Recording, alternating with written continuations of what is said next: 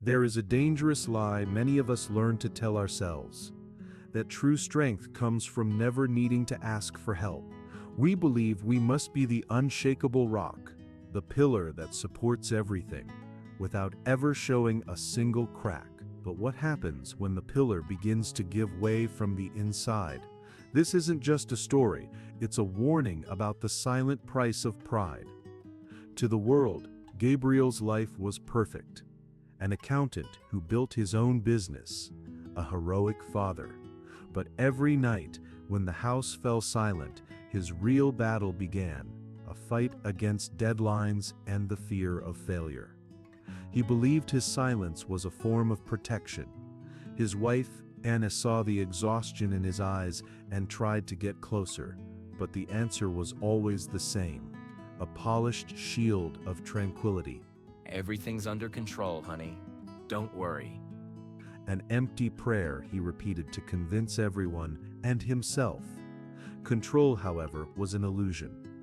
The storm was gathering in silence. At work, the dissatisfaction of an important client echoed like a veiled threat. At home, the unexpected car repair bill and the concern for his mother's failing health arrived to unbalance the fragile peace he fought to maintain. The weight increased, and the cracks in the rock began to show. His wife Anna saw more than he would let on. One morning, she confronted him with the courage only love can offer. Gabriel, we're a team. Please let me in. Let me help. It was an invitation, a bridge over the chasm that was growing between them. But for Gabriel, accepting help was like admitting defeat. With a firmness that hurt them both, he raised the wall once more. I've got this. It's my responsibility. Every word was a brick, and he didn't realize that the wall he was building to protect his family was, in fact, his own prison.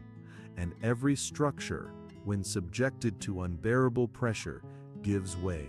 Gabriel's breaking point arrived on a rainy Tuesday, in the form of a number on a spreadsheet. A mistake, his mistake, a grave and irreversible one, on his most important client's tax return. The panic was so great that the fear became physical, a sharp pain, like a knife, shot through his chest. The air grew thick, hard to breathe. The stacks of paper on his desk turned into a formless blur. He tried to call for his wife, Anna, but no sound came from his mouth. The world spun, and the only thing he could hear was the muffled sound of his own heart. Before the silence, the rock had finally broken. The silence that followed wasn't the end. It was a slow awakening. Gabriel opened his eyes to the white ceiling of a hospital room. There, stripped of his spreadsheets and his pride, he was just a man, confronted by his own mortality. It was in this silence that his friend Luke walked in, bringing not pity, but an honest calm. He looked at Gabriel, at the monitors that told the story of his struggle, and said what they both knew to be true. Man, you look like you're carrying the world on your shoulders. And it looks like the world almost won. There, with no strength left to keep up the facade, Gabriel confessed. He spoke of the fear, the mistake, and the deep regret of having tried to be a rock that in the end couldn't help but break. Luke listened to every word, and then he offered wisdom. You know, Gabriel, my father was a simple man, a woodworker. He always used to tell me, we think we have to be an oak tree, strong and alone in the middle of a field, taking on all the wind. But a lone oak, in the first big storm, can break. The real strength is in the forest. There, the trees grow together, their roots intertwine, supporting each other. One holds the other up so it doesn't fall. Then, Luke looked into Gabriel's eyes and said the sentence that would change everything.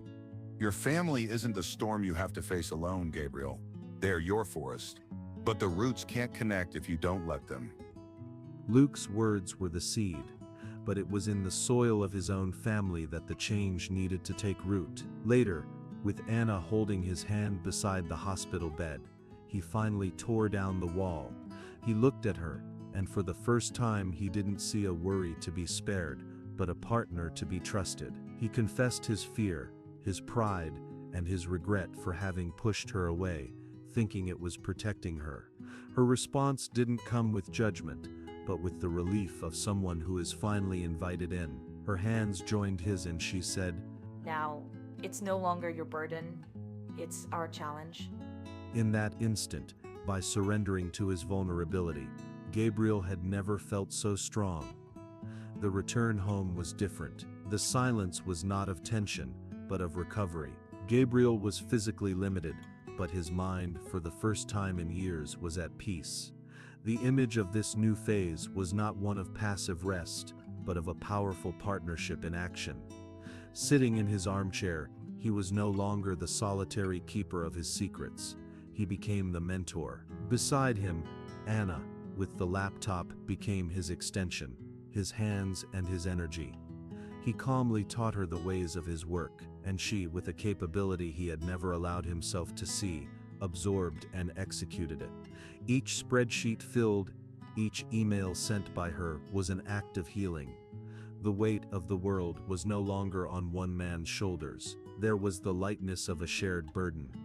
In that home office, they weren't just correcting a mistake, they were redesigning their family's map, a map based on trust. The forest was, finally, working together. Life, as always, continued to present its challenges. Weeks later, it was the old washing machine's turn to give its last breath. The old Gabriel would have faced it as another burden, another problem for his secret list. But the Gabriel who was reborn in the hospital just smiled slightly.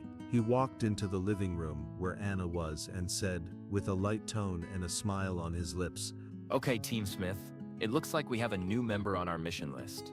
Operation Clean Clothes has just declared bankruptcy. What are our next steps?